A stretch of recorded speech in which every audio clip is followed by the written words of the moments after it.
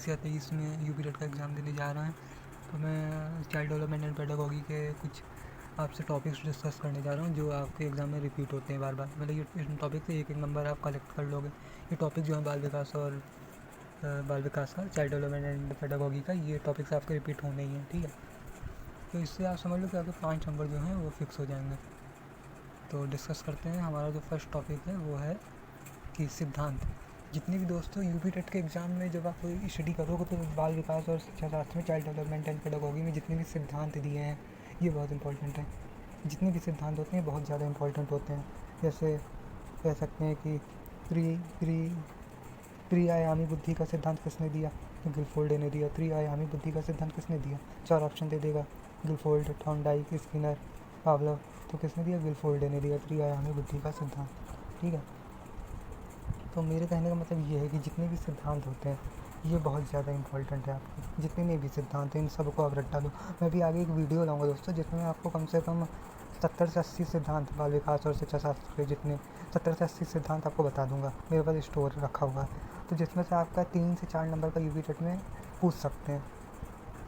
3 से 4 नंबर का सिद्धांत जो पूछते हैं वो 3 से 4 से 5 नंबर का पूछते हैं, ठीक है ना। आप कभी पूछें तो अलग बात है, तभी मिनिमम 2-3 मार्क्स का तो आ ही जाता है, ठीक है। तो ये यूपी टेट के जितने भी सिद्धांत होते हैं बहुत इंपॉर्टेंट है। अभी मैं आगे इस पर डिटेल में वीडियो के लिए आऊँगा, बट फिलहाल के लिए आप इतना जानो कि जो पियाजे होते हैं, पियाजे, कोलबर्ग और वाइगोस्की, इन तीनों का जितना भी यूपी टेट में मतलब दिया हुआ है आप इसको स्किप नहीं कर सकते। आप इसको मतलब डिटेल में स्टडी कर लो इसका, पियाजे के जैसे 4 स्टेज उन्होंने दिया है, पूर्व संक्रियात्मक, ठीक है। मतलब जो 4 स्टेज उन्होंने दिया है, तो आपसे एक मतलब कार्य दे देगा, बच्चे को पूछेगा कि ये कौन से स्टेज में आता है, ठीक है। जैसे उन्होंने 4 स्टेज दिया उसको स्टडी कर लो। तो कुल मिलाकर के कोलबर्ग ने जो स्टेज दिया है, ठीक है।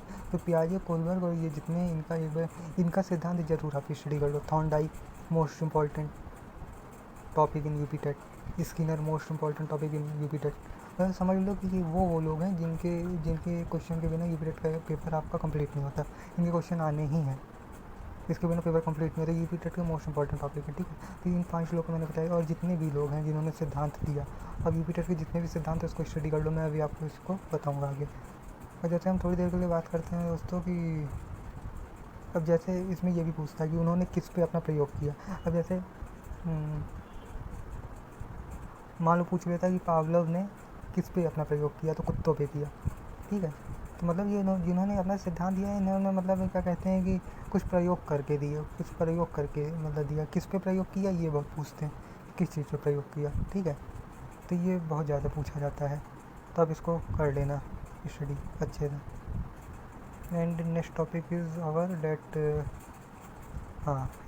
और जितने भी बुद्धि के सिद्धांत हैं, हमारे यूपी टेट में एक चैप्टर है बुद्धि के सिद्धांत, इंटेलिजेंस, मोस्ट इंपॉर्टेंट टॉपिक। 2 से 3 नंबर के क्वेश्चन इसमें आपके आने ही हैं। पूछ लेगा कि क्या कहते हैं कि बुद्धि के सिद्धांत में जितने भी हैं, ज़्यादा तो नहीं है लेकिन ये भी इन सारे सिद्धांतों को आप एक बार स्टडी कर लो, मोस्ट इंपॉर्टेंट टॉपिक है। तो इसमें जो है दोस्तों जैसे पूछ सकते हैं कि वाट इज़ IQ, मतलब IQ दे देंगे, मतलब कैसे निकाला जाता है, तो mental age upon real age into 100। और इसमें यही पूछते हैं कि मतलब इनका क्या है कि कुछ कैटेगरी डिवाइड की गई है। मतलब नॉर्मल एज मान लो पूछ लिया कितने नॉर्मल इंटेलिजेंस के अंतर्गत क्या आता है। 90 से 109 जो होता है वो नॉर्मल इंटेलिजेंस के अंतर्गत आता है। पूछ लेगा मंद बुद्धि किस में आता है, प्रतिभाशाली छात्र किस में आएगा, ठीक है। तो ये जो एक टेबल दी हुई है, जब आप स्टडी करोगे बुद्धि चैप्टर को तो आप उसको ढंग से स्टडी कर लेना, उसमें से एक नंबर का आना ही है। और बुद्धि के जितने सिद्धांत है, दी कारक सिद्धांत किसने दिया, एक कारक सिद्धांत किसने दिया, IQ का निकालने का जो फार्मूला होता है, ठीक है।